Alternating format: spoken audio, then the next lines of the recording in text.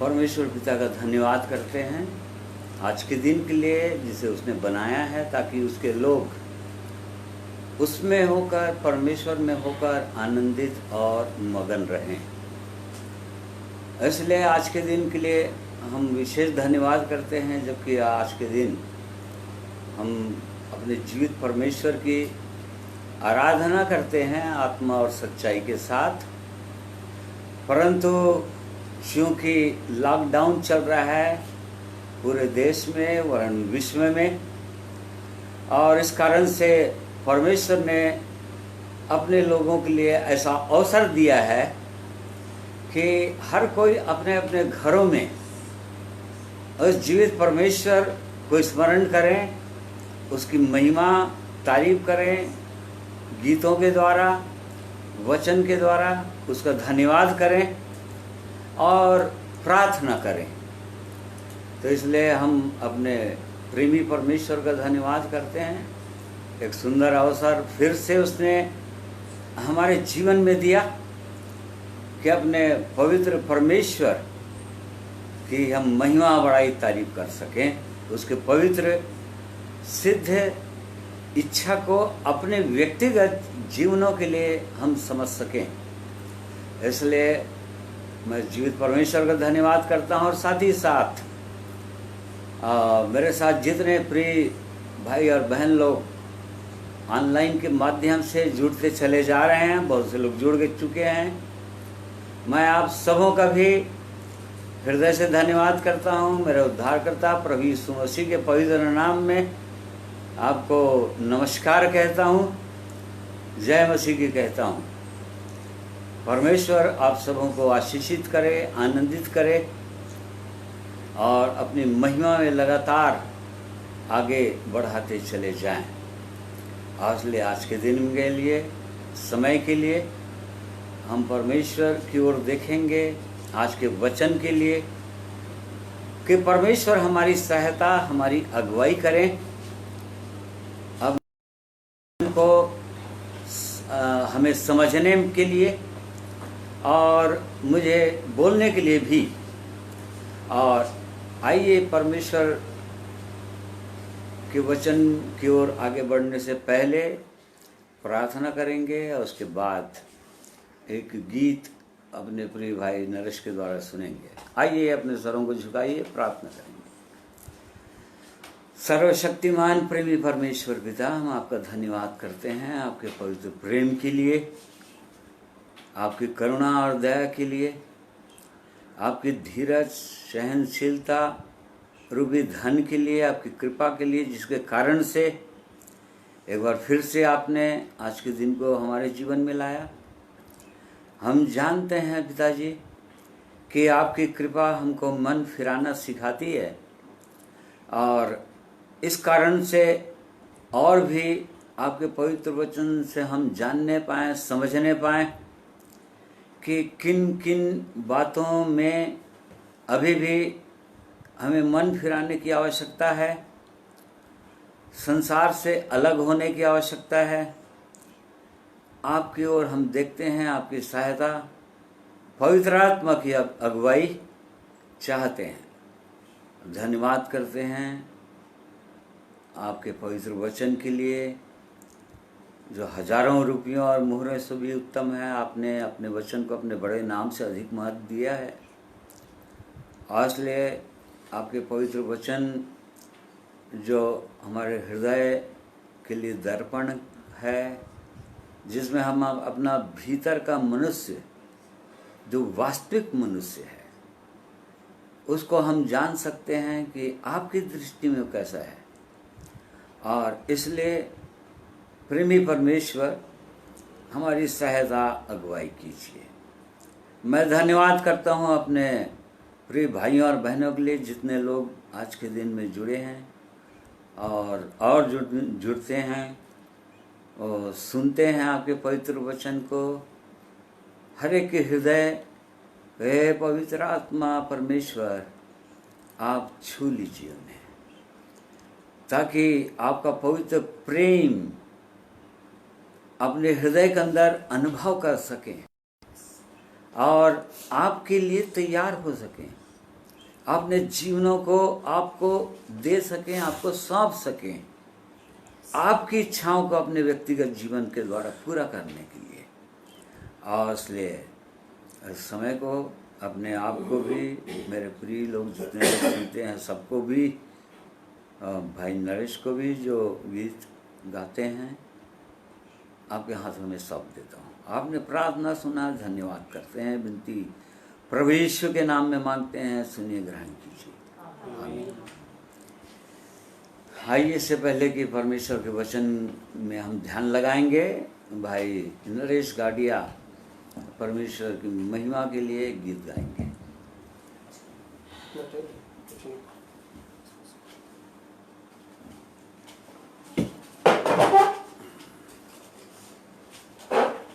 धन्यवाद परमेश्वर पिता का, एक नया दिन उसने दिया और परमेश्वर के अनुग्रह से हमने पाया।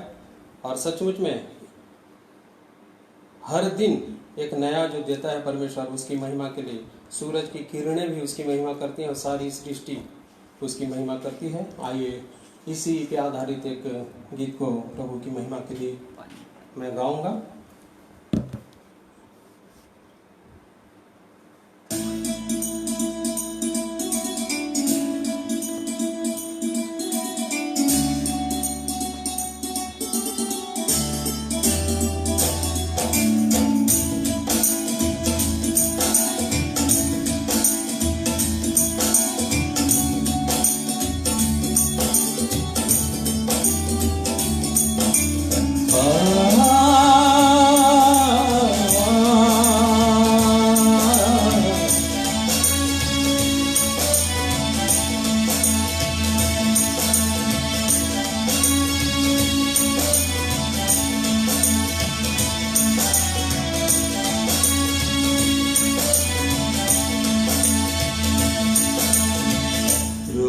सवेरे पहली किरण भी लेती है यीशु का नाम,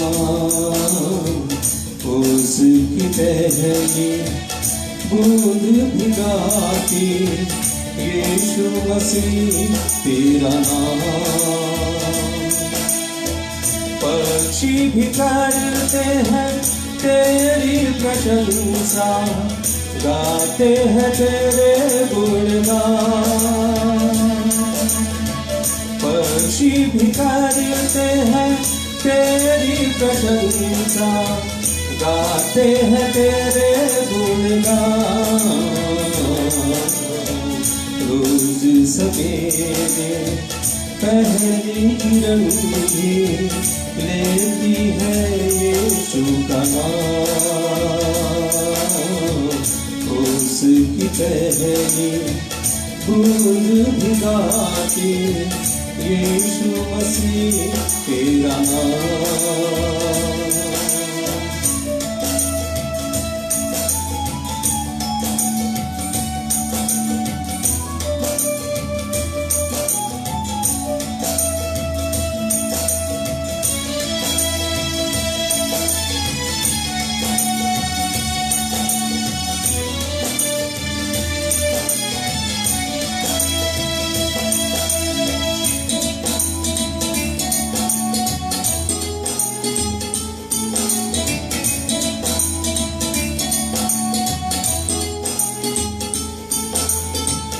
हर दिन पहले तुझको पुकारूं, कामों से अपने तुझको सराहूं। हर दिन पहले तुझको पुकारूं, कामों से अपने तुझको सराहूं। लाती हवा तेरे नाम की खुशबू, देती है सांसों में जान। लाती हवा तेरे नाम की खुशबू, देती है सांसों में जान। पक्षी भी करते हैं तेरी प्रशंसा, गाते हैं तेरे गुणगान। पक्षी भी कर प्रशंसा, गाते हैं तेरे गुणगान। रोज सवेरे पहली किरण भी लेती है यीशु का नाम। उसकी पहली बूंद भिगाती यीशु मसीह तेरा नाम।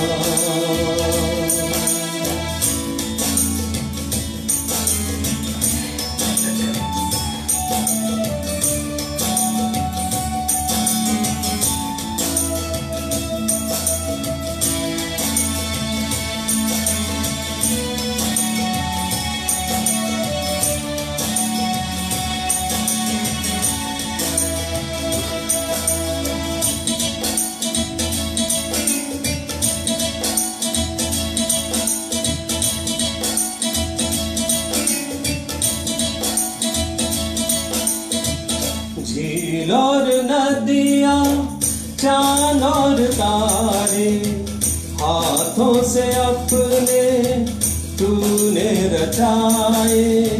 झील और नदियाँ, चांद और तारे, हाथों से अपने तूने रचाए।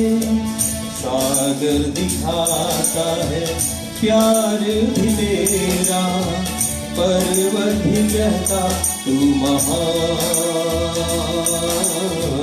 सागर दिखाता है प्यार भी तेरा, पर्वत भी कहता तू महान। पक्षी भी करते हैं तेरी प्रशंसा, गाते हैं तेरे गुणगान। पक्षी भी करते हैं तेरी प्रशंसा, गाते हैं तेरे गुणगान। रोज सवेरे पहली किरण भी लेती है यीशु का नाम। उसकी पहली बूंद भिगाती यीशु मसीह तेरा नाम। पक्षी भी करते हैं तेरी प्रशंसा, गाते हैं तेरे गुणगान। पक्षी भी करते हैं तेरी प्रशंसा, गाते हैं तेरे गुणगान। रोज सवेरे पहली किरण भी लेती है यीशु का नाम। उसकी पहली बूंद भिगाती यीशु मसीह तेरा नाम। यीशु मसीह तेरा नाम। यीशु मसीह तेरा नाम। Thank you.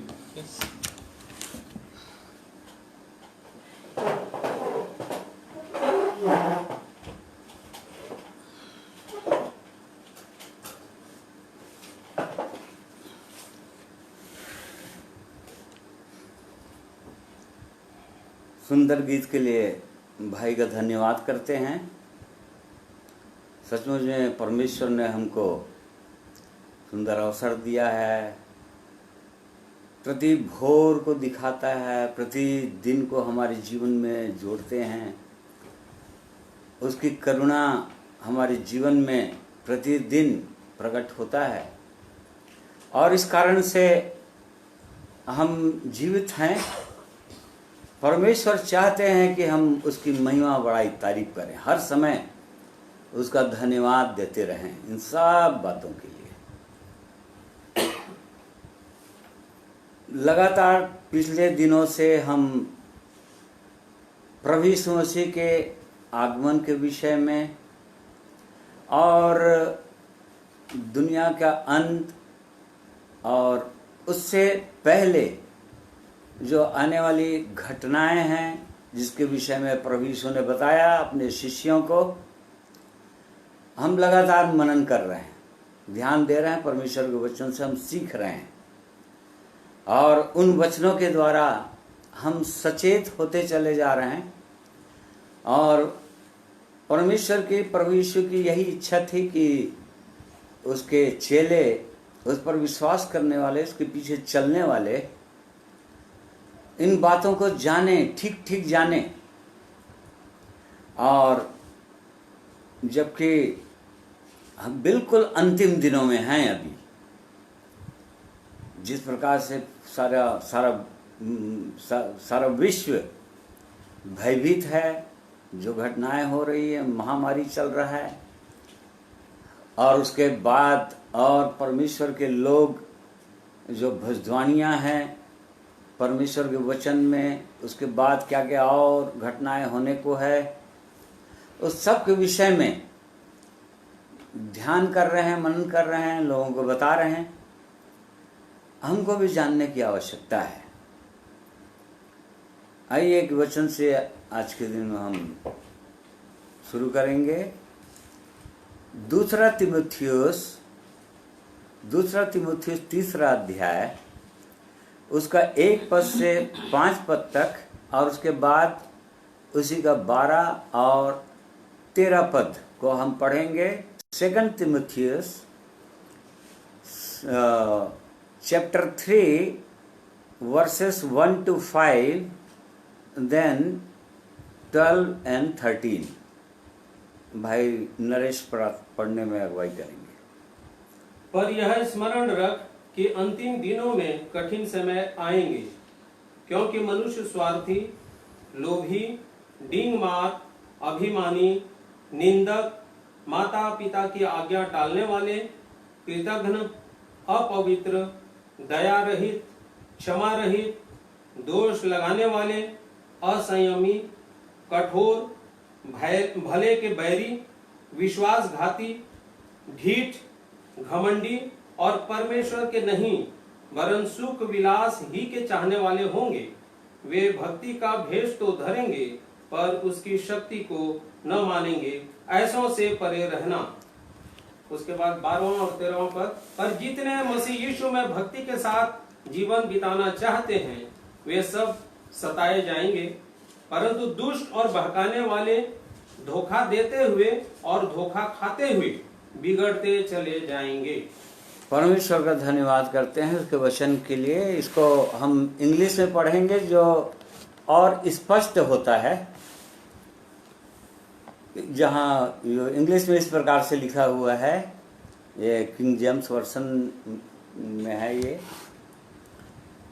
But know this that in the last days perilous times, for men will be lovers of themselves, lovers of money, boasters, proud, blasphemers, disobedient to parents, unthankful, unholy, unloving, unforgiving, slanderers, without self-control, brutal, despisers of good, traitors, headstrong, haughty, lovers of pleasure rather than lovers of God, having a form of godliness but denying its power, and from such people turn away.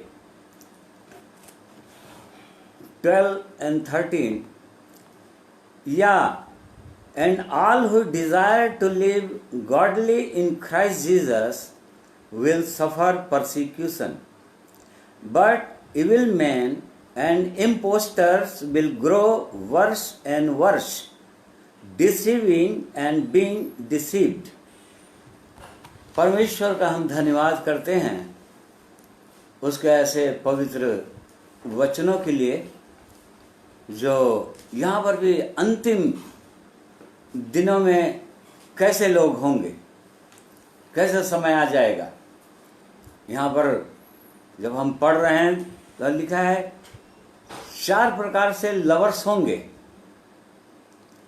जो 4 चीजों को प्रेम करने वाले लोग होंगे। यहां पर सबसे पहले लिखा है लवर्स ऑफ देमसेल्व्स, अपने आप से प्रेम करने वाले, अपने सेल्फ से प्रेम करने वाले, अपने खुदी से, अपने शरीर से, अपने मैं से प्रेम करने वाले। फिर दूसरा लवर्स ऑफ मनी, रुपये से प्रेम करने वाले। फिर तीसरा अध्याय है लवर्स ऑफ प्लेजर,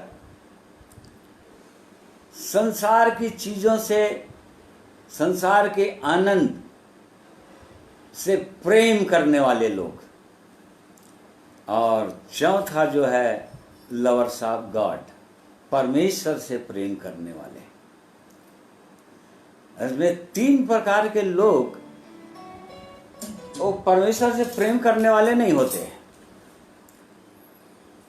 3 प्रकार के लोग यहां पर हम थोड़ी देर देखेंगे इसको कि किस प्रकार से लोग होते हैं इस संसार में। ये अंतिम दिनों का वर्णन है, लास्ट डेज के विषय में लिखा हुआ है। अजय समय आएंगे, फिर वे लोग भक्ति का भेष तो धरेंगे परंतु उसकी शक्ति को नहीं मानेंगे। फिर उसका 12 और 13 में हमने पढ़ा कि जितने लोग भक्ति के साथ जीवन बिताएंगे मसीह यीशु के साथ, वे सब सताए जाएंगे। परंतु 13 पद में लिखा है कि बहुत से लोग धोखा देंगे। इम्पोस्टर्स मतलब जो अपने आप को प्रकट करने वाले लोग हैं, और जो लोग धोखा देने वाले लोग हैं वो लोग खुद भी धोखा खाते चले जाएंगे और लोगों को धोखा देते ही चले जाएंगे। हमने देखा था प्रभु यीशु ने अपने चेलों को बताया था मत्ती 24 अध्याय में, इन मैथ्यू 24, 2 और 3 में, फिर उसके पूरे चैप्टर्स में, कि उसके आने के दिन में क्या होगा। तो पहली बात ये बताया कि वो कैसे लोग होंगे। यहाँ पर 2 प्रकार से लोग, यहाँ पर शैतान की चालों को बताया है 12 और 13 पद में। शैतान की जो युक्ति है या शैतान को जो हथियार है कि लोग प्रभु यीशु के पीछे न चल सकें या उस सुंदर जीवन को ना प्राप्त कर सकें, या जो लोग प्राप्त कर भी लिए हैं, जिनके पास ये अनुभव भी आ गया है, वे लोग कैसे गिरा दिए जाएं, कैसे विश्वास से उनको भटका दिया जाए। तो शैतान यहाँ पर 2 रूप में प्रकट होता है पूरे बाइबल के अंदर। पहला उसका रूप है कि जैसे पहला पत्रस 5 अध्याय उसका 8 पद में लिखा है, वो फाड़ खाने वाले सिंह की तरह वो आता है, लाइक ए रोरिंग लायन, फाड़ खाने वाले सिंह। फिर प्रकाशित वाक्य रिवलेशन 12:9 में भी हम पढ़ते हैं कि एक तो ड्रैगन के रूप में आता है और फिर या तो सरपेंट के रूप में आएगा, सांप के रूप में आएगा।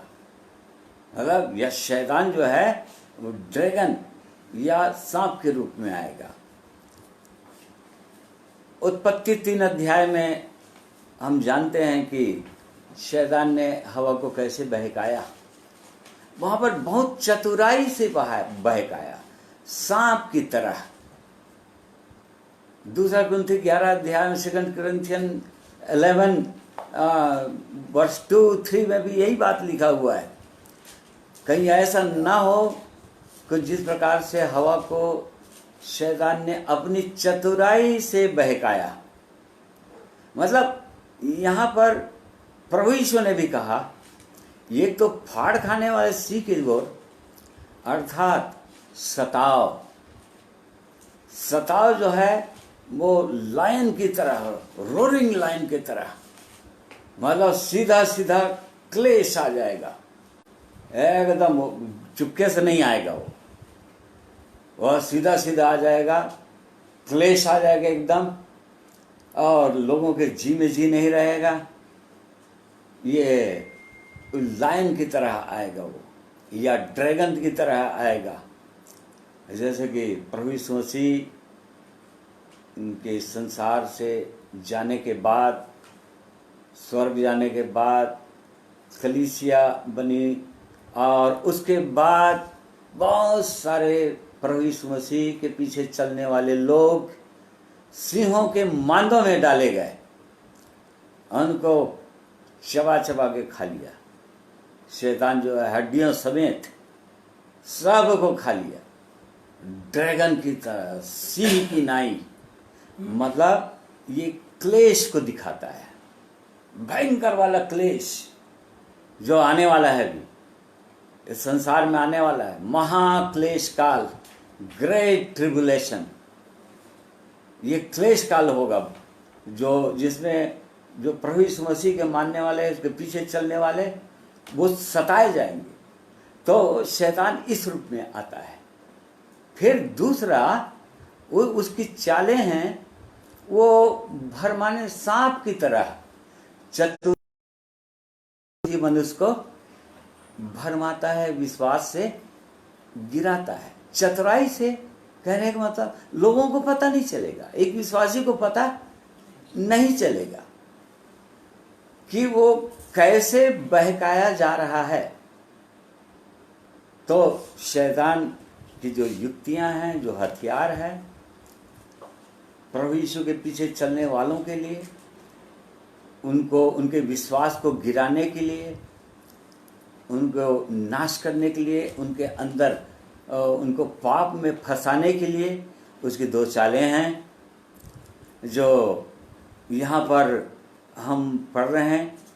प्रभु यीशु ने भी इसी बात को बताया जब चेलों ने पूछा, मत्ती 24 अध्याय में, इन मैथ्यू 24 में, सबसे पहले प्रभु यीशु ने कहा, जब चेलों ने पूछा तेरे आने का, जगत के अंत का क्या चिन्ह होगा, तो उसने क्या कहा? चौथे पद में उनको उत्तर दिया, सावधान रहो, कोई तुम्हें न भरमाने पाए। देखिए, प्रभु यीशु ने कहा इससे पहले कि सताव आएगा, भूकंप आएगा, अकाल पड़ेंगे, जाति जाति पर चढ़ाई होगी, लड़ाइयां होगी, उससे पहले प्रभु यीशु ने कहा सावधान किया अपने लोगों को, सावधान, तुमको कोई भरमाने ना पाए। देखिए, इससे पहले वो सावधान कर दिया, ये भयानक जो विपत्ति आने वाली उससे पहले सावधान किया। उसी का 9 पद पढ़। तब वे क्लेश देने के लिए तुम्हें पकड़वाएंगे और तुम्हें मार डालेंगे, और मेरे नाम के कारण सब जातियों के लोग तुमसे बैर रखेंगे। तब बहुत से ठोकर खाएंगे और एक दूसरे को पकड़वाएंगे और एक दूसरे से बैर रखेंगे। बहुत से झूठे भविष्यवक्ता उठ खड़े होंगे और बहुतों को भरमाएंगे। जगह सेकंड बार कहा प्रभु यीशु ने, दूसरी बार कहा, और बाकी चीज को एक ही बार कहा उसने यहाँ पर। परंतु फिर दूसरे बार भी ये बोल रहा है कि झूठे भविष्यवक्ता उठ खड़े होंगे और बहुतों को भरमाएंगे, यहाँ तक कि चुने हुए लोगों को भी भरमा देंगे। चुने हुए लोगों को भरवा देंगे। उसी का 24 भी पढ़ो वाला। क्योंकि झूठे मसीह और झूठे भविष्यवक्ता उठ खड़े होंगे और बड़े चिन्ह और अद्भुत काम दिखाएंगे कि यदि हो सके तो चुने हुओं को भी भरमा दें। देखो, तीसरा बार प्रभु यीशु ने तीसरा बार कहा अपने चेलों को कि यहाँ पर बहुत झूठे भविष्यवक्ता खड़े होंगे, बहुत चिन्ह दिखाएंगे, चिन्ह चमत्कार दिखाएंगे, ताकि अच्छे अच्छे चुने हुए लोग भी भरमा दिए जाएं। तो सबसे पहले क्लेश आने से पहले या क्लेश के आरंभ में प्रभु यीशु ने इस बात को जोड़ दिया। और तो फिर भयानक रीति से क्लेश आ जाएगा। अचानक प्रभु यीशु के पीछे चलने वालों के ऊपर सताए जाएंगे। वो लोग कई प्रकार से सताए जाएंगे, पकड़वा दिए जाएंगे, मार डाले जाएंगे। जिस प्रकार से 2000 साल पहले प्रभु यीशु के जाने के बाद, स्वर्ग जाने के बाद, कलीसिया बनने के बाद, 70 साल के बाद किस रीति से सताए गए थे, वो ड्रैगन के रूप में वो आएगा। परंतु अभी उससे पहले कि ड्रैगन के रूप में आए या सिंह की नहीं आए, वो सांप की तरह काम कर रहा है, लोगों के अंदर काम कर रहा है। लोगों को पता नहीं चल रहा है, लोग समझ नहीं पा रहे हैं इस बात को, जांच नहीं रहे हैं, क्योंकि परमेश्वर के वचन को सही रीति से पढ़ते नहीं हैं। वो लोगों की बातों पर विश्वास करते हैं, अपने अगुओं की बातों पर विश्वास करते हैं, जिनसे वचन सीखते हैं या जो उनके अगुए हैं, उनकी बातों पर पूरा विश्वास कर लेते हैं, 100% विश्वास करते हैं। परमेश्वर के वचन पर विश्वास, या वो लोग जब बोल रहे हैं जिस प्रकार से बिरिया के लोग, प्रेरितों का 17 अध्याय में दिया हुआ है, एक्स 17 उसका 15 वर्ष में लिखा है कि बिरिया के लोग थिस्सलुनीकियों के लोगों से और उत्तम लोग थे, भले लोग थे। पढ़िए। जब पौलुस एथेंस में उनकी बाट जो रहा था, तो नगर को मूर्तों से भरा हुआ देखकर उसका जी जल गया। अतः वह आराधनालय में यहूदियों और भक्तों से और चौक में जो लोग उससे मिलते थे उनसे हर दिन वाद विवाद किया करता था। तब इपिकुरी और स्तोईकी दार्शनिकों में से कुछ उससे तर्क करने लगे, और कुछ ने कहा, यह बकवादी क्या कहना है? नहीं, कौन सा वचन? 10वां वचन पढ़ो। भाइयों ने तुरंत रात पौलुस और सिलास को बिरिया भेज दिया, और वे वहां पहुंचकर यहूदियों के आराधनालय में गए। ये लोग तो थिस्सलुनीके के यहूदियों से भले थे, और उन्होंने बड़ी लालसा से वचन ग्रहण किया, और प्रतिदिन पवित्र शास्त्रों में ढूंढते रहे कि ये बातें यो ही है कि नहीं। हाँ, देख लीजिए पौलुस की बातों को, जो पौलुस जो प्रचार कर रहे थे वहां पर थिस्सलुनीकियों में, पहले थिस्सलुनीकियों के लोगों ने ध्यान नहीं दिया इस बात से।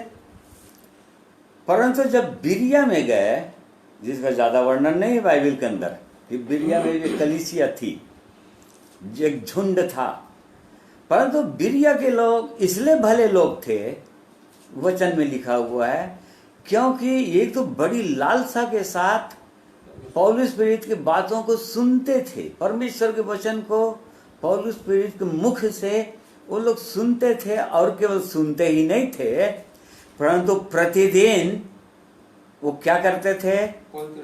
पवित्र शास्त्रों में ढूंढते थे कि पौलुस ने जो बातें हमको बताया है वो वास्तव में ये बाइबल में या पवित्र शास्त्र में लिखा है कि नहीं। आज बहुत सारे लोग ऐसा नहीं करते हैं, बस अगवे लोग जो बोल दिए, सुन लिए, उसे को मान लिए, और बाइबल में जब देखे तो बाइबल कुछ दूसरा ही बोल रहा है, परमेश्वर का वचन कुछ दूसरा ही बोल रहा है, और इस कारण से भरमा दिए जाते हैं, भ्रम में आ चुके हैं। सारा संसार का भरमाने वाला है शैतान, भरमा चुका है।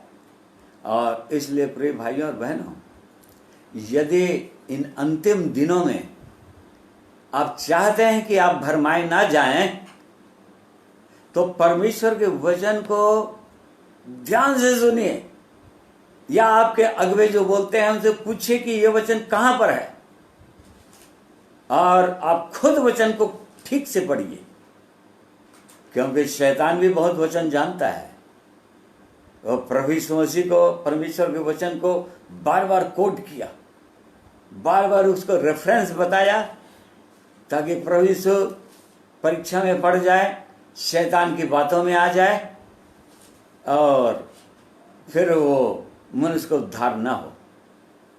इसलिए शैतान बहुत वचन जानता है, परंतु प्रभु यीशु भी जानते थे। उन्होंने कहा कि यह भी लिखा हुआ है, यह भी लिखा है। 3 बार उसने कहा यह भी लिखा है, यह भी लिखा है।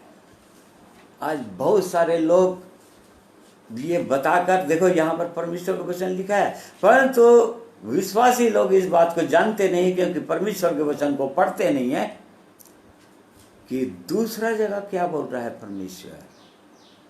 जब तक 2 या 3 गवाह एक मत ना हो, बाइबल में लिखा है, बाइबल का सिद्धांत है, तब तक उस बात को कन्फर्म नहीं होता है। वो बात को जानिए। तो हम देख रहे हैं कि शैतान के चाल सांप की तरह किस तरह से आता है, कैसे भरमाने में लगा हुआ है सारा संसार को, कि चुने हुए लोग भी भरमा दिए जाएं, गिरा दिए जाएं। ये तीमुथियुस में फिर आइए, 2 तीमुथियुस 3 अध्याय में हम लोग पढ़ रहे हैं। 2 तीमुथियुस चैप्टर 3 में हम लोग देख रहे थे कि 5वें पद में जहाँ इस प्रकार से लिखा हुआ है, वे भक्ति का भेष तो धरेंगे पर उसकी शक्ति को न मानेंगे, ऐसों से परे रहना। हाँ, वे भक्ति का भेष तो धरे रहेंगे, having a form of godliness but denying its power। ये लोग कौन लोग होंगे? ये लोग जो भक्ति का भेष धरेंगे कौन लोग हो सकते हैं? बिलीवर्स लोग हैं, विश्वासी लोगों के विषय में लिखा हुआ है, जो आराधनालय में आते हैं, चर्च में आते हैं और सब कुछ जानते हैं, सब कुछ सही सही भी जानते हैं, परमेश्वर के वचन को जानते हैं, ये भी जानते हैं कब प्रभु यीशु कब दूसरा आगमन होने वाला है, उसके बाद फिर महाक्लेश काल आरंभ होगा, फिर ख्रिस्त विरुद्ध ही आ जाएगा, 7 साल के लिए आ जाएगा, फिर उसके बाद 3.5 2 भाग में होगा, फिर उसके बाद 1000 वर्ष का राज्य होगा। बहुत से लोग जानते हैं इस बात को, बहुत से लोग जानते हैं। सिद्धांत सही है, परमेश्वर के वचन बहुत सारी बातों को ठीक ठीक भी जान रहे हैं, पर भक्ति का भेष तो धरेंगे। मतलब बाहर से दिखाएंगे कि हम परमेश्वर के लोग हैं, परमेश्वर के जानने वाले लोग हैं, परमेश्वर के वचन हमको बहुत मालूम है, परमेश्वर के वचन को हम जगह जगह हम बता सकते हैं, लोगों को हम सुना सकते हैं, परंतु उसकी शक्ति को जो झूठ से छुड़ा सकता है, जो लालच से छुड़ा सकता है, जो स्वयं के जीवन से स्वयं को प्रसन्न करने वाला जीवन से हटा सकता है, इस संसार का आनंद से अलग कर सकता है और परमेश्वर के प्रति प्रेम भर सकता है, अर्थात पापों पर जय दिला सकता है, इस बात को नहीं मानेंगे। आज सारा संसार में हम इस बात को देखते हैं, सारा संसार। जांचिए अपने जीवन को, आप कहाँ जाते हैं, किन के साथ संगति करते हैं, क्योंकि वचन में लिखा है ऐसों से परे रहना, ऐसों से दूर रहना। सिद्धांत तो बहुत सारी बातों में एकदम सही है, परमेश्वर के वचन को सही सही बता भी दे रहे हैं, परंतु उसकी शक्ति को नहीं मानते। क्यों? क्योंकि वो लोग अपने आप से प्रेम करने वाले लोग हैं, they are lovers of themselves, अपने आप से प्रेम करते। प्रभु यीशु ने कहा जो कोई मेरे पीछे आना चाहे अपने आप का इनकार करे, deny yourselves, and take up your cross and then follow me. अपने आप का इनकार करो। अपने आप का इनकार करो मतलब मैं का इनकार करो, अपनी इच्छाओं का इनकार करो और अपना क्रूस उठाओ, अर्थात प्रभु यीशु के पीछे चलने का कीमत चुकाओ। सताए जाओगे, बहुत सारी चीजों का त्याग करना पड़ेगा और तब फिर मेरे पीछे हो लो।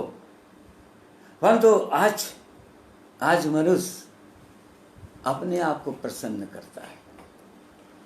लवर्स ऑफ देमसेल्व्स, अपने शरीर से प्रेम करते हैं लोग, अपनी इच्छाओं को पूरा करना चाहते हैं, अपनी योजनाओं के अनुसार चलना चाहते हैं। परमेश्वर का वचन बोलता है नहीं, वो अपने आप से प्रेम करने वाले लोग हैं। हिंदी में लिखा है स्वार्थी, परंतु यहां पर इंग्लिश में एकदम स्पष्ट लिखा है लवर्स ऑफ देमसेल्व्स। अर्थात यदि अपनी इच्छा पूरी नहीं हुई, यदि मेरा मैं संतुष्ट नहीं हुआ, तो हमको बहुत बुरा लग जाएगा, बहुत ठेस लग जाएगा। ठेस लग जाता है लोगों को, ठोकर खा जाते हैं लोग, क्योंकि उनकी इच्छा पूरी नहीं हुई। अपने आप से प्रेम करने वाले लोग, ऐसे लोग अंतिम दिनों में बहुत सारे होंगे। बहुत सुंदर है, आराधना जाएंगे, परमेश्वर के वचन को पढ़ेंगे, प्रार्थना भी कर लेंगे, अपने आप को संतुष्ट करने के लिए थोड़ा सा वचन पढ़ लेंगे, थोड़ा सा प्रार्थना कर लेंगे और उसके बाद संसार की इच्छा के अनुसार चलेंगे। देख लीजिए, ऐसे लोग बहुत होंगे अभी, क्योंकि परमेश्वर के वचन में लिखा है अंतिम दिनों में ऐसे होंगे। फिर उसने कहा लवर्स ऑफ मनी। आज मनी से, रुपये से प्रेम करने वाले होंगे। वचन में लिखा है रुपये से प्रीति न रख।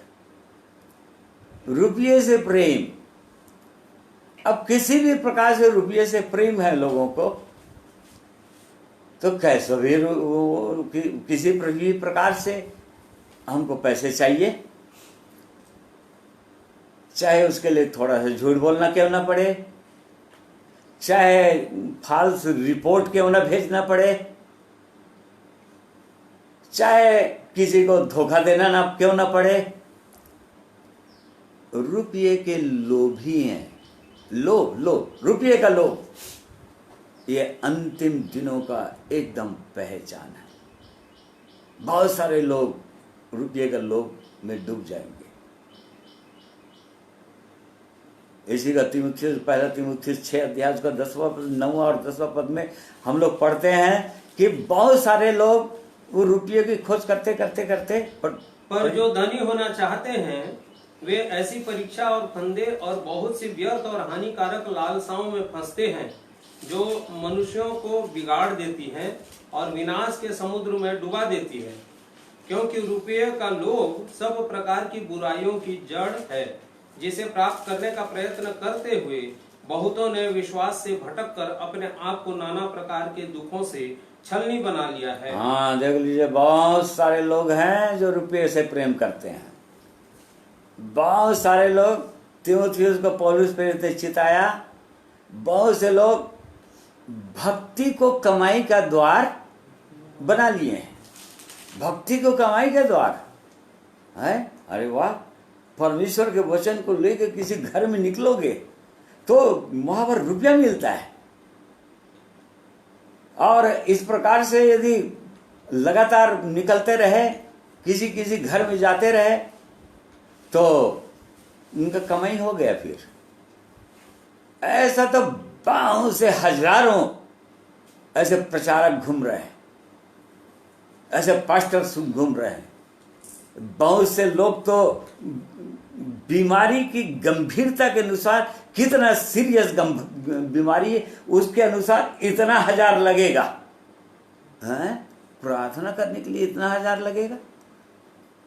रुपये का लोभ, भक्ति का कमाई, भक्ति को कमाई का द्वार, परमेश्वर की भक्ति, परमेश्वर के प्रेम, परमेश्वर के वचन कमाई का द्वार बना लिए। बहुत सारे लोग बाहर से जीवन से दिखा रहे हैं कि हम परमेश्वर के लोग हैं, परमेश्वर के दास दासी हैं, परंतु परमेश्वर के वचन के अनुसार यदि अपने आप को जांचते हैं, जांचने लग जाएंगे तो पाएंगे कि वो नहीं, रुपये के लोभी हैं। वो लोग, रुपये का लोभ है उनके अंदर। ऐसे लोग बहुत मिलेंगे, कलीसिया के अंदर मिलेंगे। बाहर की बात नहीं कर रहे हैं अपन, ये तो विश्वासियों के अंदर की बातें हैं। ये बाहर संसार में तो सारा संसार पाप में डूबा हुआ है, पूरी रीति से डूबा हुआ है। यहां पर संसारी लोगों की बातें नहीं चल रहा है। यहां परमेश्वर के वचन में जो लोग अपने आप को परमेश्वर के लोग कहलाते हैं, जो लोग विश्वासी कहलाते हैं, जो लोग नया जन्म प्राप्त किए हुए कहलाते हैं, उनके विषय में बोल रहा है कि ये अंतिम समय है। देखो ये शैतान कैसे भरमा रहा है लोगों को, कैसे चालाकी से कर रहा है, उनको समझ में नहीं आ रहा है और अपने आप को जांच नहीं रहे हैं कि नए रुपये का लोभ है मेरे अंदर। तो यहां पर रुपये का लोभ है। फिर हम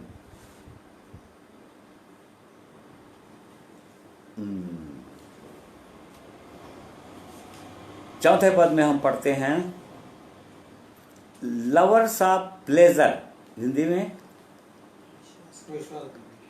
पढ़ो ना, पढ़ो।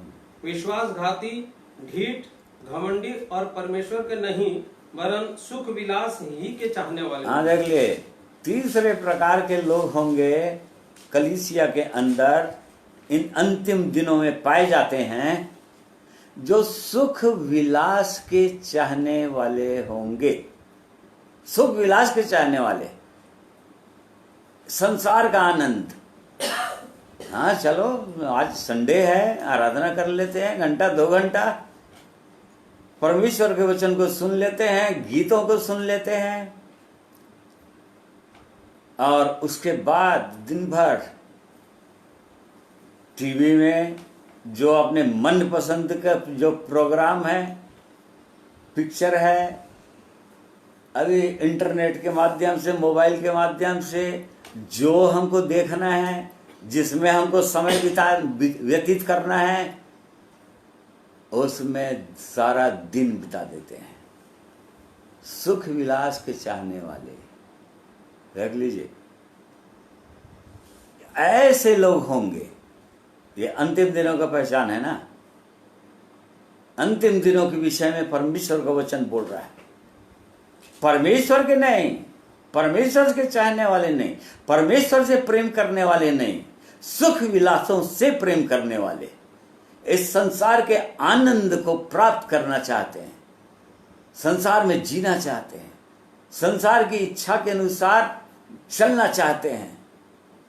संसार जिस चीज को आनंद का विषय बोलता है, जिन जिन चीजों से संसार के लोग, संसारी लोग, शारीरिक लोग, जिन बातों से वो आनंदित होते हैं, आज बहुत सारे लोग कलीसिया के अंदर, विश्वासी लोग उसी के चाहने वाले होंगे, सुख विलास ही के चाहने वाले होंगे।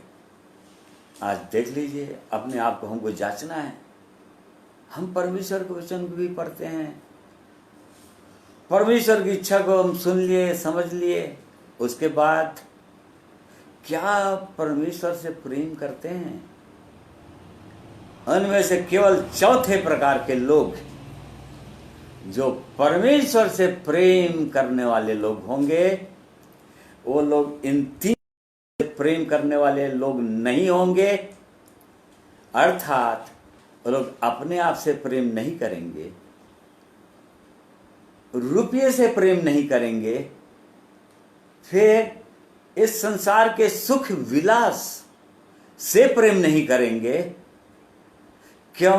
क्योंकि वो केवल परमेश्वर से प्रेम करेंगे, परमेश्वर को प्रसन्न करना चाहेंगे। और हमको जांचना है कि हम कौन से कैटेगरी में हैं। शैतान ऐसा चालाकी से कलीसिया के अंदर घुस गया है, सांप की तरह।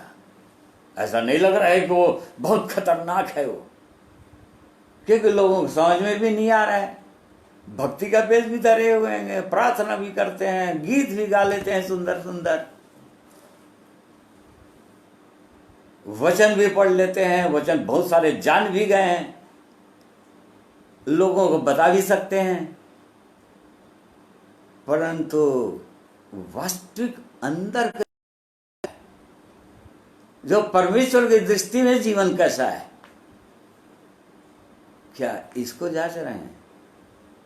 क्योंकि परमेश्वर तो मनुष्य के हृदय की ओर देख रहा है, और तो बाहरी रूप को नहीं देखता, और बाहरी रूप को नहीं देखता, और तो मनुष्य देखता है बाहरी रूप को कि हाँ कितना धर्मी है ये व्यक्ति, कितना बाइबल पढ़ते हैं, कितना प्रार्थना करते हैं लोग घंटों, और उसके बाद झूठ बोलना भी इनके लिए बहुत आसान काम है।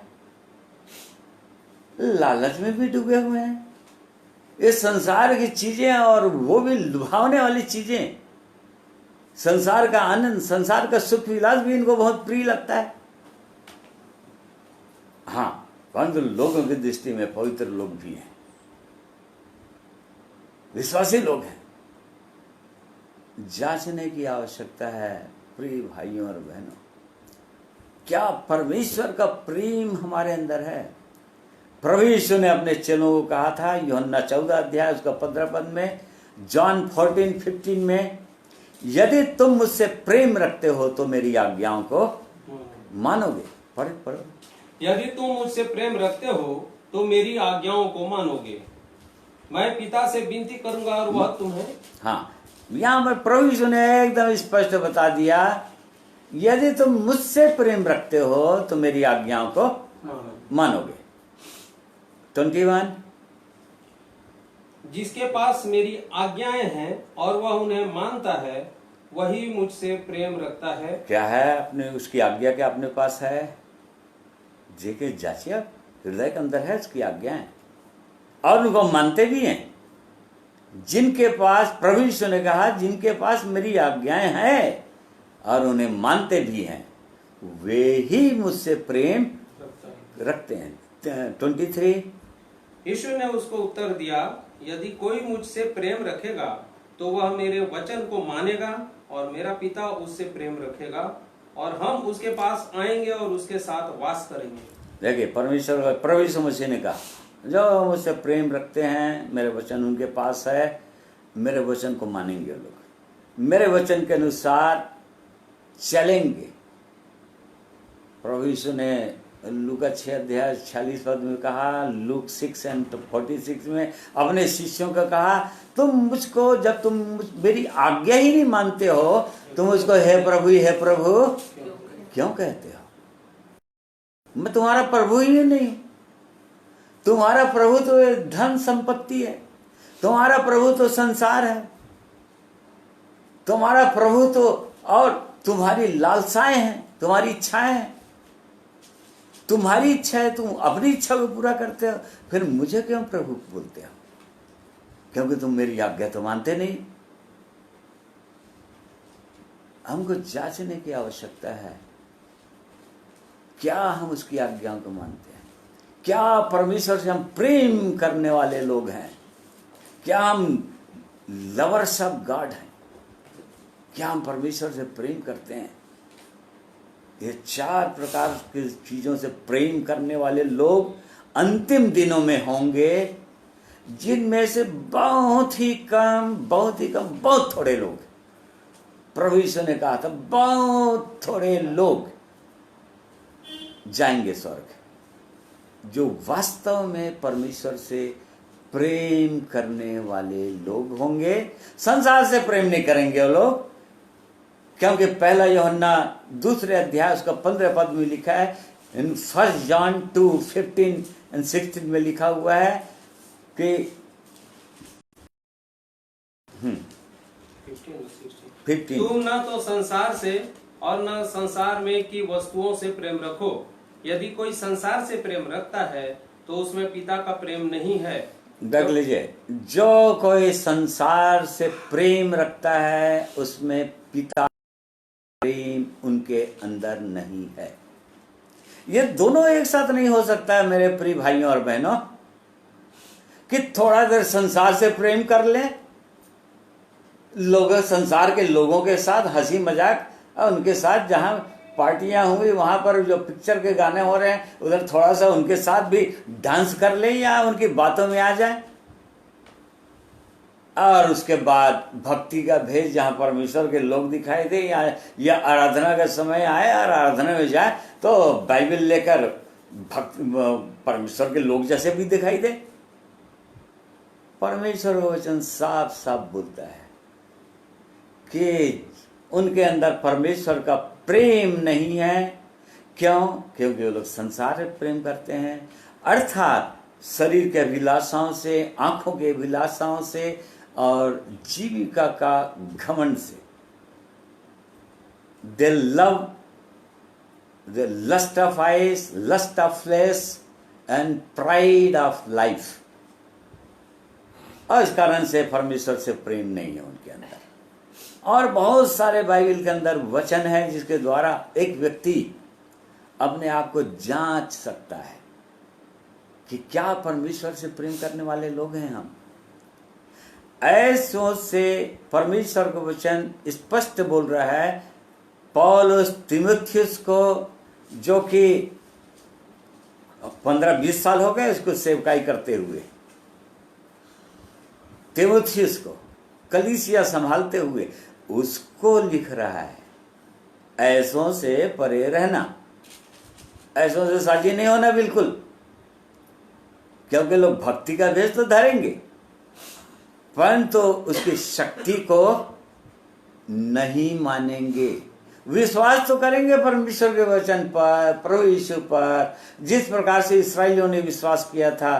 साम 78 उसका 22 में, भजन संहिता 78 उसका 22 पद में, इसलिए कि उन्होंने परमेश्वर पर विश्वास नहीं रखा था, न उसकी उद्धार करने की शक्ति पर भरोसा किया। देख लीजिए, उद्धार करने की शक्ति पर भरोसा नहीं करेंगे, उस पर विश्वास नहीं करेंगे। नहीं, हम परमेश्वर पर विश्वास करते हैं। अरे फिर झूठ कैसे बोलते हैं? अरे संसार में रहना है तो झूठ तो बोलना ही पड़ेगा, क्योंकि पेट का सवाल है यहाँ पर, और वो भी पापी पेट का सवाल है। अब बहुत शिक्षाएं भी ऐसी है, बहुत सारे परमेश्वर के कहे जाने वाले अगुवे लोग ये शिक्षा देते हैं, चूंकि संसार में रहना है, शरीर में रहना है, पापी पेट का सवाल है, इसलिए झूठ चलेगा। 2000 साल पहले प्रभु यीशु क्रूस पर बलिदान हो चुका है, अपना लहू बहा चुका है, तुम्हारा उद्धार हो चुका है। अब कैसे भी जीना है जीते रहो, बस प्रभु यीशु पर विश्वास करते रहो। बाइबल की ऐसी शिक्षा कहीं पर नहीं है मेरे प्रिय भाइयों और बहनों। धोखा मत खाइए। शैतान जो है सांप की तरह लोगों को भरमा दिया है, भरमाता चला ही जा रहा है। ये तो खुद धोखा खाते जा रहे हैं, ऐसे लोग, भरमाने वाले लोग खुद ही धोखा खा रहे हैं, अपने आप को परमेश्वर का जन दिखा रहे हैं और खुद झूठ में, लालच में, रुपये के लोभ में, संसारी बातों में लगे हुए हैं, अपना राज्य स्थापित करने में लगे हुए हैं, भक्ति का भेष धरे हुए हैं, परंतु उसकी शक्ति को नहीं मानते कि वो उद्धार करने की शक्ति रखता है। अर्थात एक पापों को न केवल क्षमा करने की, परंतु छुड़ाने की भी शक्ति रखता है। क्या इस पर विश्वास करते हैं? इस पर विश्वास करने की आवश्यकता है, क्योंकि अंतिम दिनों में ऐसे ही लोग आएंगे। और उसके बाद लिखा है, फिर से पढ़िए भाई, 2 पद से, 1 पद से पढ़ लो फिर से। पर यह स्मरण रख कि अंतिम दिनों में कठिन समय आएंगे, क्योंकि मनुष्य स्वार्थी, लोभी, डींगमार, अभिमानी, निंदक, माता पिता की आज्ञा टालने वाले, कृतघ्न, अपवित्र, दया रहित, क्षमा रहित, दोष लगाने वाले, असंयमी, कठोर, भले के बैरी, विश्वासघाती, ढीठ, घमंडी और परमेश्वर के नहीं वरन सुख विलास ही के चाहने वाले होंगे। हाँ, देख लीजिए, ये सब करैक्टर जो है आज विश्वासी कहे जाने वाले लोगों के अंदर पाया जाता है। बहुत गंभीरता से अपने आप को जांचने की आवश्यकता है हर विश्वास करने वालों को। और साथ साथ जो लोग विश्वास में नहीं आए हैं अभी, वो तो पाप का जीवन ही जी रहे हैं। परमेश्वर उनको भी निकाल देना चाहता है पूरी रीति से। और चाहता है कि अपने जीवित सच्चे परमेश्वर को, अपने उद्धारकर्ता को, अपने स्वामी को पहचाने, उसको जाने। ये परमेश्वर की सिद्ध इच्छा हर मनुष्य के लिए है इस संसार में, और चाहना ही चाहिए, जानना ही चाहिए। इसलिए यहाँ पर इस बात को हम देख रहे हैं कि किस तरह से शैतान इससे पहले कि क्लेश आ जाए, वो सांप की तरह काम कर रहा है कलीसिया के अंदर। या जो लोग प्रभु यीशु पर विश्वास करते हैं, परमेश्वर के जीवित वचन पर, बाइबल पर विश्वास करते हैं, किस प्रकार से काम कर रहा है, भरमा कर रख दिया है पूरी रीति से, और धोखे में रख दिया है, ये बताकर कि तुम्हारा उद्धार हो गया, तुम विश्वास करते हो, प्रभु यीशु पर विश्वास करते हो, भेंट चढ़ाते हो, दान देते हो, और चर्च एक्टिविटीज में भाग लेते हो सारा, और इसलिए तुम धर्मी हो, और इसलिए तुम स्वर्ग चले जाओगे। मेरे प्रिय भाइयों और बहनों, जिस दिन आंख बंद होगी ना, या जिस दिन प्रभु यीशु का आगमन होगा, उस दिन समझ में आ जाएगा, जब एक व्यक्ति अपने आप को आग में पाएगा। और इसलिए परमेश्वर का वचन बोलता है, अपने आप को क्रूस पर चढ़ा दो। प्रभु यीशु ने कहा, अपने आप को क्रूस पर चढ़ाओ, अर्थात अपने सेल्फ लाइफ को, स्वयं के जीवन, स्वतः के जीवन को क्रूस पर चढ़ा दो। अपने लिए नहीं जियो, नहीं तो भारी धोखा होने वाला है। और ऐसा बहुत सारे लोग जो धोखा दे रहे हैं, परमेश्वर का वचन बोलता है धोखा ना खाओ, क्योंकि बहुत सारे लोग, कोई तुमको व्यर्थ बातों से धोखा ना देने पाए। देखिए, पौलुस प्रेरित कुरिन्थियों के कलीसिया को चिताया, इफिसियों के कलीसिया को चिताया, 5वें अध्याय के 5वें पद से आगे, 1 कुरिन्थी 6 अध्याय में उसने चिताया। बहुत से लोग तुमको कोई व्यर्थ बातों से धोखा ना देने पाए। क्या इन वचनों को बहुत ध्यान से आप पढ़ते हैं? कहीं मेरे को कोई धोखा तो नहीं दे रहा है? उल्टी सीधी वचन को बताकर, या वचन को तोड़ मरोड़ कर किसी प्रकार से बताकर, या दर्शन की बातें बताकर, या स्वप्न के अर्थ बताकर उल्टा सीधा धोखा ना खाइए। परमेश्वर का वचन बोलता है धोखा ना खाओ। न तो अपने मन के द्वारा धोखा खाइए, और न ही कोई व्यक्ति भी धोखा देने पाए, कोई मनुष्य धोखा ना दे। तो इसलिए परमेश्वर, ये उसकी सिद्ध इच्छा और मनसा है, वो चाहते हैं कि कोई धोखा ना खाने पाए। लोग बहुत तरीके से भरमाए जा रहे हैं। फिर यदि पहला तीमुथियुस उसका 4 अध्याय को पढ़ेंगे, थोड़ा देख लेते हैं उसको भी।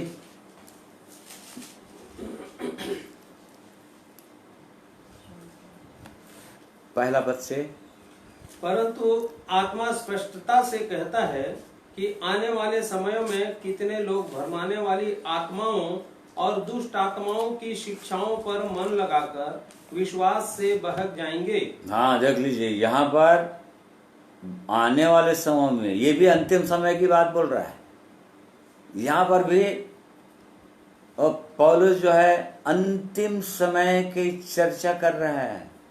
आने वाले समय में बहुत सारे लोग भरमाने वाली आत्माओं, एक आत्मा नहीं, भरमाने वाली आत्माओं और दुष्ट आत्माओं की शिक्षाओं पर मन लगाकर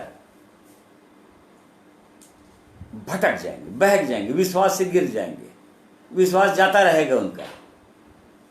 ये इस प्रकार से शैतान काम कर रहा है, यहां पर इस प्रकार से काम कर रहा है। वो लोगों को भरमा दे रहा है।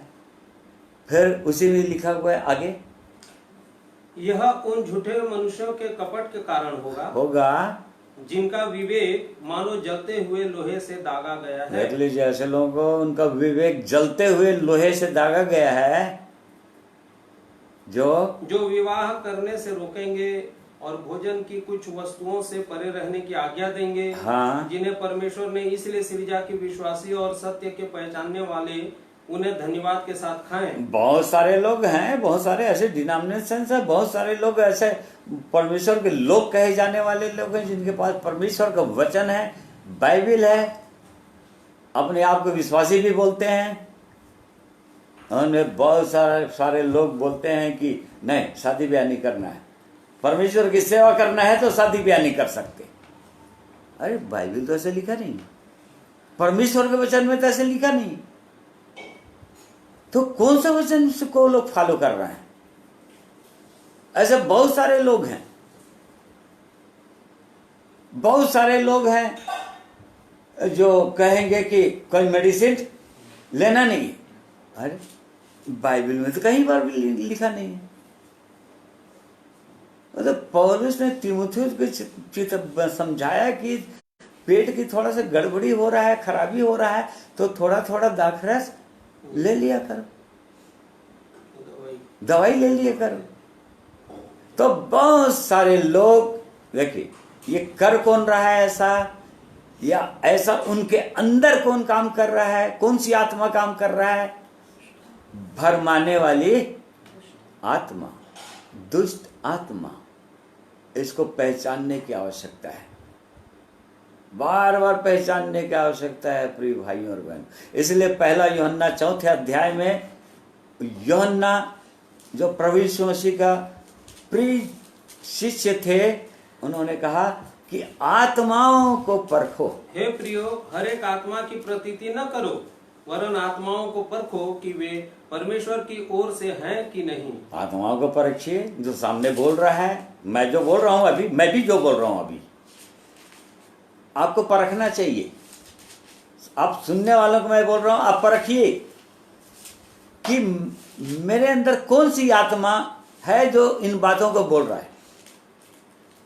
कहीं भरमाने वाली आत्मा तो नहीं बोल रहा है, कहीं दुष्ट आत्मा तो नहीं बोल रहा है मेरे अंदर से होकर, क्योंकि परमेश्वर का वचन बोल रहा है आत्माओं को परखो कि वो परमेश्वर की ओर से हैं कि नहीं, कि सचमुच जो परमेश्वर बोल रहा है क्या, कि परमेश्वर का वचन बोल रहा है क्या, ऐसा क्या जांचते हैं? ऐसा आज लोग जांचते नहीं है, और इस कारण से धोखा खाते चले जा रहे हैं। लोग धोखा देने वाले धोखा देते चले जा रहे हैं। ऐसे में आगे पढ़ेंगे, थिस्सलुनीक पे बड़े बड़े चिन्ह दिखाएंगे,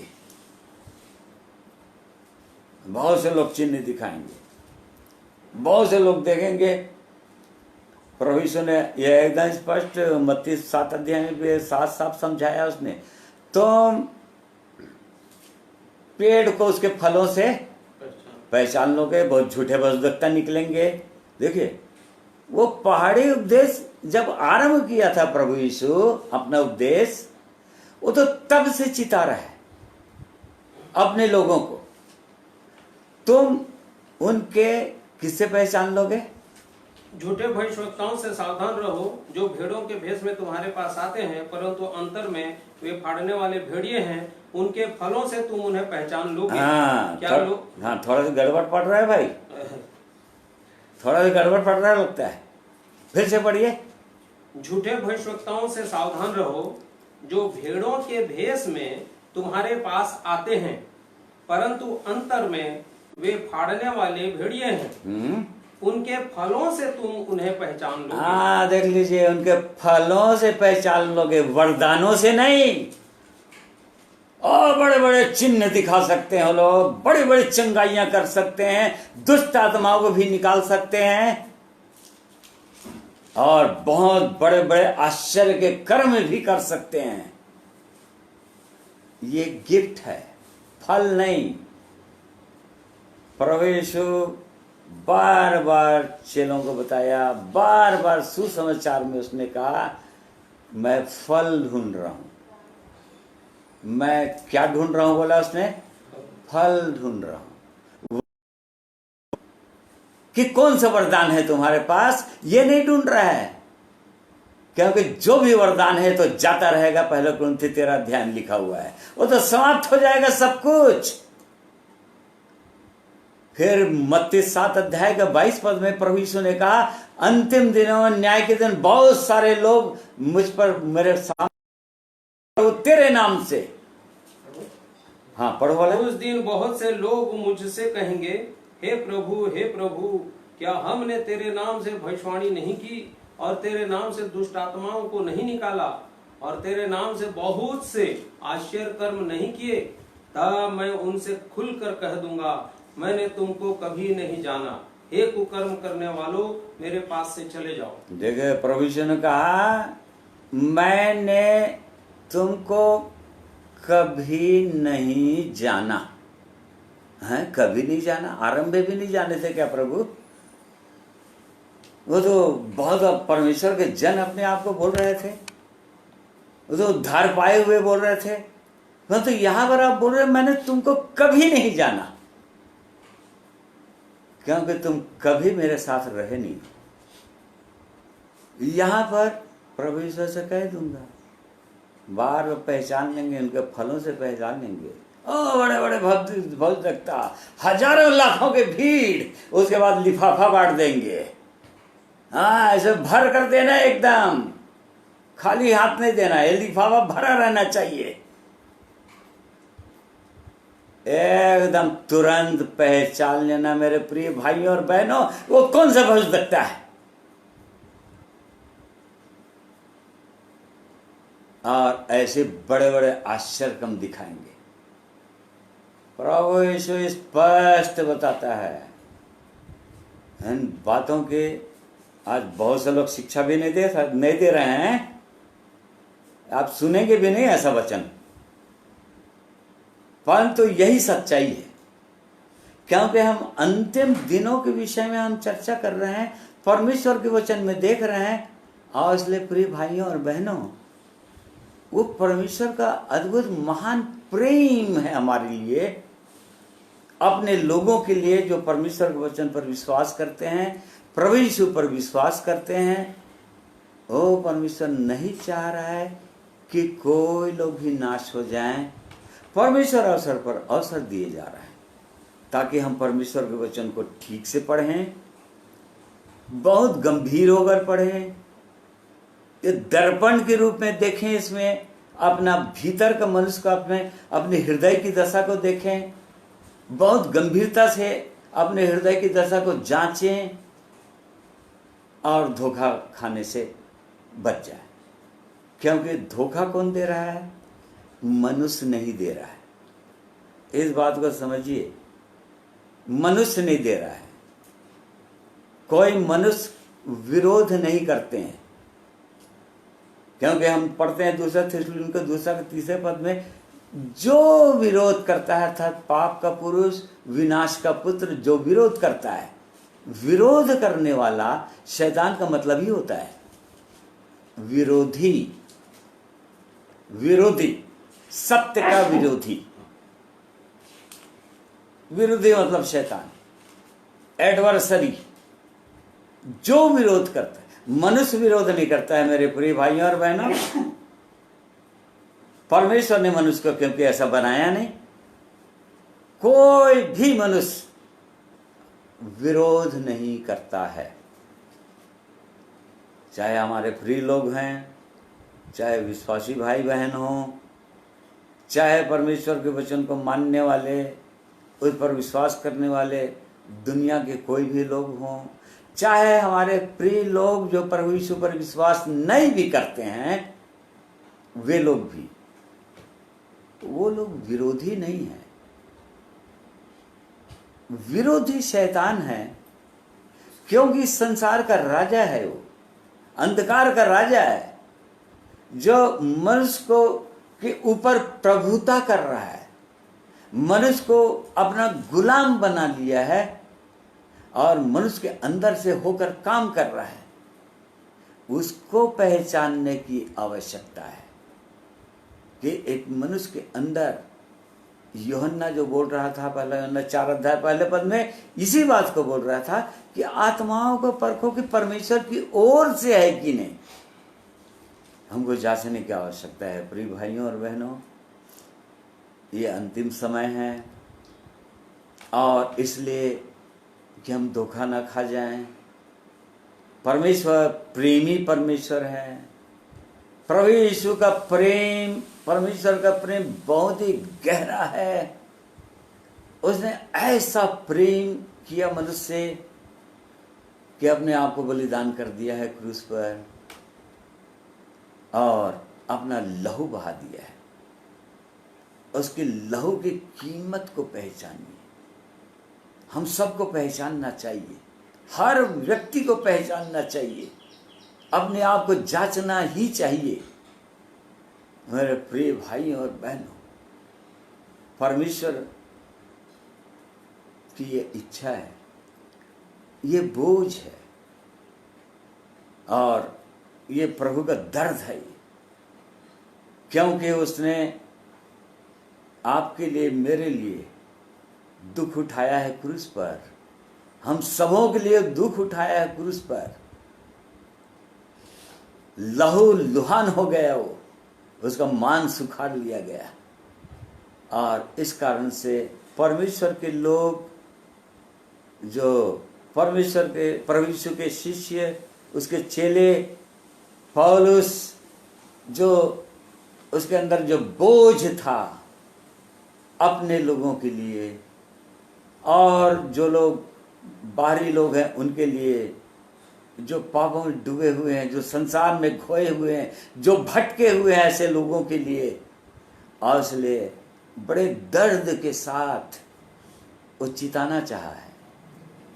शैतान की चालों को प्रकट करना चाहा है इन वचनों के द्वारा कि इन अंतिम दिनों में, इससे पहले कि महाक्लेश काल आ जाए, भयानक संकट आ जाए, हमको मजबूत कर देना चाहता है, हमारा विश्वास को बढ़ा देना चाहता है और धोखे से निकाल देना चाहता है और परमेश्वर के वचन में ला देना चाहता है पूरी रीति से।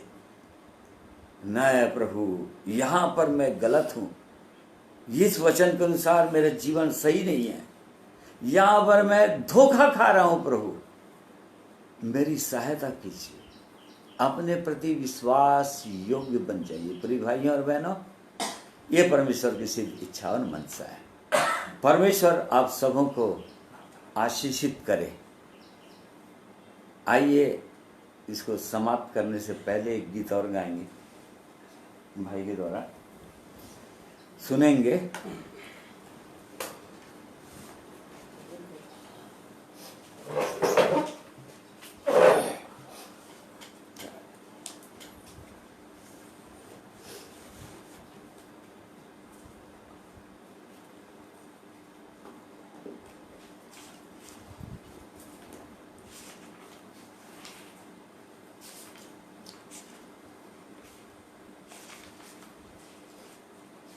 प्रभु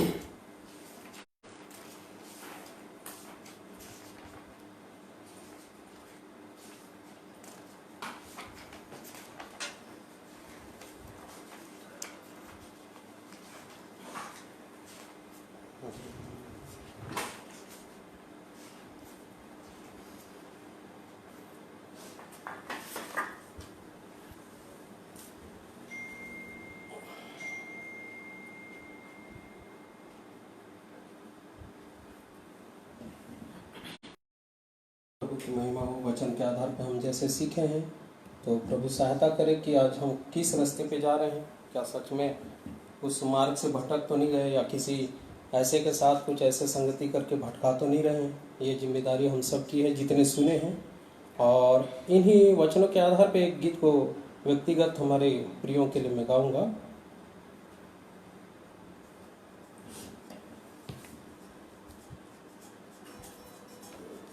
पूरा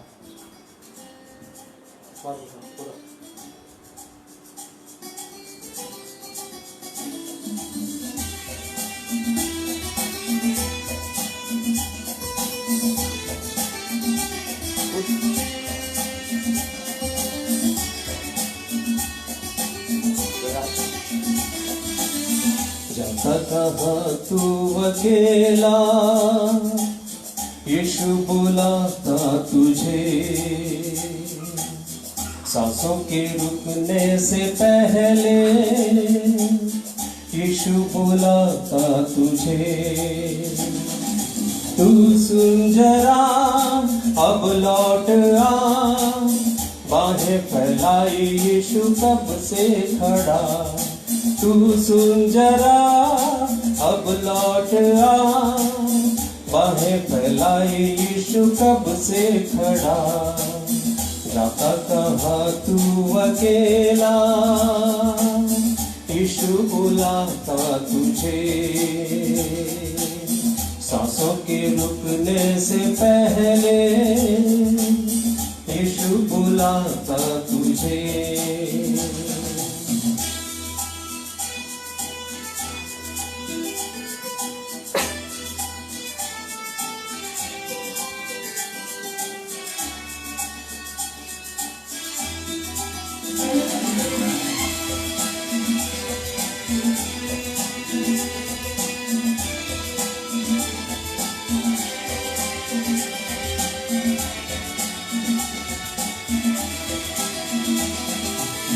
जाता कहाँ तू अपने दोस्तों के साथ, तेरे लिए यीशु खड़ा। आजा तू उसके पास। जाता कहाँ तू अपने दोस्तों के साथ, तेरे लिए यीशु खड़ा। आजा तू उसके पास। सब कुछ जब लुट जाएगा, कुछ भी न कर पाएगा। मौका वो देता तुझे, वरना तू पछताएगा। जाता कहाँ तू अकेला, यीशु बुलाता तुझे। सांसों के रुकने से पहले यीशु बुलाता तुझे।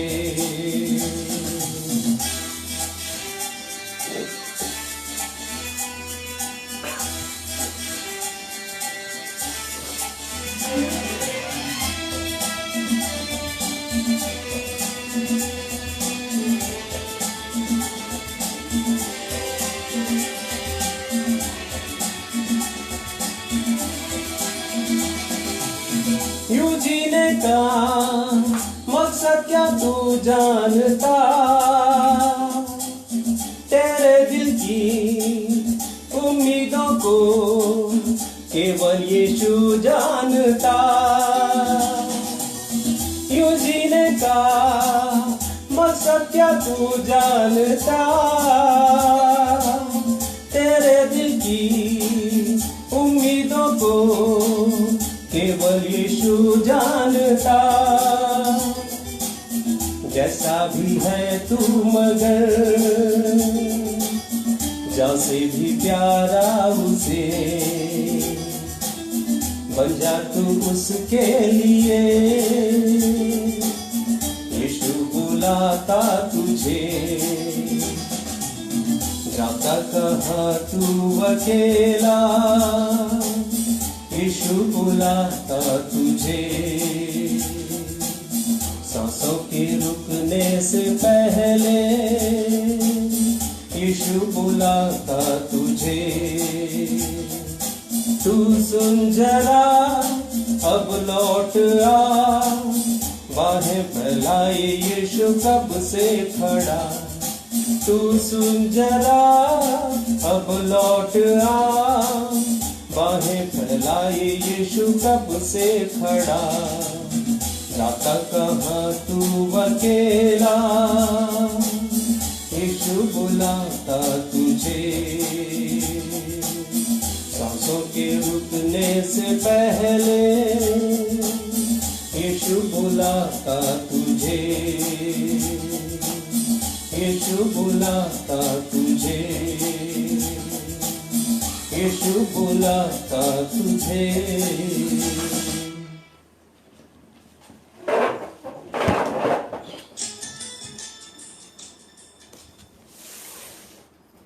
सच में प्रिय भाइयों और बहनों, इससे पहले कि हमारी सांसें टूट जाए, प्रभु हर एक को बुला रहा है, हर एक को अपने अपने जीवन को जांचने के लिए बोल रहा है कि हम किधर जा रहे हैं। क्या वो क्रूस के मार्ग में हैं जो हमको स्वर्ग ले जा रहा है, जो परमेश्वर के पास ले जा रहा है, या कहीं चौड़े मार्ग में तो नहीं है। जो कई मार्ग है चौड़े मार्ग में, कहीं वहां तो नहीं चले जा रहे हैं। इस बात को हमको जांचना ही चाहिए। परमेश्वर अवसर दे रहा है हर एक मनुष्य को, जो ये जीवन दिया है इस संसार में। शरीर का जीवन बहुत थोड़े दिनों का जीवन है ये, और इसलिए इसकी कीमत को पहचानना चाहिए, हर व्यक्ति को पहचानना चाहिए और जांचना चाहिए, अपने आप से पूछना चाहिए, हे परमेश्वर, मैं किस लिए जी रहा हूँ इस संसार में? क्या थोड़े दिन के लिए संसार में जीऊंगा, सांस टूट जाएगी, फिर उसके बाद क्या होगा? हर एक व्यक्ति को बहुत गंभीर होकर जांचना ही चाहिए। वो परमेश्वर का अद्भुत प्रेम है, उसका धीरज है, उसकी सहनशीलता है कि वो मनुष्य के पापों को सहता है, क्योंकि वो विलंब से क्रोध करने वाला परमेश्वर है। अपने क्रोध को तुरंत भड़काता नहीं है, क्योंकि मनुष्य पर दया करना चाहता है, उसके पापों को क्षमा करना चाहता है और चाहता है कि लोग उसको व्यक्तिगत रीति से जान जाए, परमेश्वर के साथ उनका संबंध हो जाए, पापों की क्षमा, छुटकारे को पा जाए, परमेश्वर के सामर्थ्य को, पवित्र आत्मा की वास्तविक सामर्थ्य को अपने जीवन में समझ जाए। इसलिए परमेश्वर सबों को आशीषित करे। आइए प्रार्थना करेंगे। प्रेमी परमेश्वर पिता, हम आपका धन्यवाद करते हैं आज के दिन के लिए, सुंदर समय के लिए, आपके पवित्र वचनों के लिए, चेतावनियों के वचनों के लिए, जिनके द्वारा आप हर एक अपने लोगों को धोखा खाने से बचाना चाहते हैं, ताकि शैतान बहुत चतुराई के साथ लोगों को फंसाने ना पाए, विनाश में डालने ना पाए, उनके विश्वास को भटकाने ना पाए, गिराने ना पाए और अनंत आग में अपने साथ ले जाने ना पाए। इसलिए प्रेमी परमेश्वर, आज के दिन के लिए धन्यवाद करते हैं, आपके पवित्र वचनों के लिए धन्यवाद करते हैं, जिनके द्वारा आपने हमारी सहायता की है। मैं धन्यवाद करता हूं अपने प्रिय भाइयों बहनों के लिए, जिन्होंने आपके पवित्र वचन को ऑनलाइन सुना है। निश्चित रूप से आपने बातें किया है प्रभु, अपने वचनों के द्वारा चिताया है, जागृत किया है, की सहायता अगुवाई कीजिए। मैं धन्यवाद करता हूँ, आपने मेरी भी सहायता किया है प्रभु, अपने पवित्र वचन को बोलने में सच्चाई के साथ, खराई के साथ। आपकी स्तुति, प्रशंसा, तारीफ करता हूँ। हर एक प्रियों को आपके हाथों में सौंप देता हूँ और हर एक की सहायता अगुवाई कीजिए। प्रार्थना प्रभु यीशु के नाम में मांगते हैं, सुनिए, ग्रहण कीजिए, आमीन। आप सबों को मैं धन्यवाद करता हूँ मेरे प्रियों, आपने आज के दिन में भी मेरे साथ ऑनलाइन जुड़कर परमेश्वर के जीवित वचन को बड़े धीरज के साथ आपने सुना है, गीतों को आपने सुना है, और मैं विश्वास करता हूँ निश्चित रूप से आप परमेश्वर ने आपसे बातचीत किया है। इसलिए और भी आगे हम इसी तरह से परमेश्वर के वचनों को सुनेंगे और समझेंगे। परमेश्वर आप सबों को आशीषित करे।